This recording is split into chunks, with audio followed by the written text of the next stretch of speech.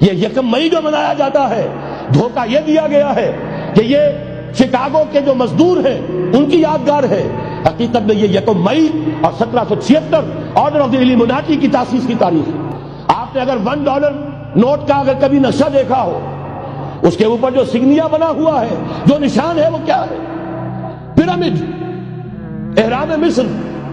یہ کن کے لیے اہمیت رکھتے ہیں؟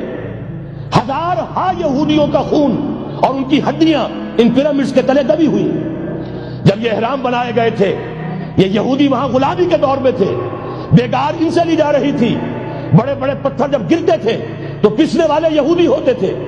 یہ ان کی اپنی جیسے ہولوکاسٹ، جیسے انہوں نے اس کو اپنا سمبل بنایا ہوا ہے، اسی طریقے سے پیرامڈ، مصر کا پیرامڈ، یہ گویا کہ ان کے اس زوال کا ایک نشان ہے۔ اور اس پر ایک آنکھ بنی ہوئی ہے، ایک آنکھ، کانے دجال کی آنکھ، وہ دیکھ رہی ہے۔ عجیب ہے یہ سمبل۔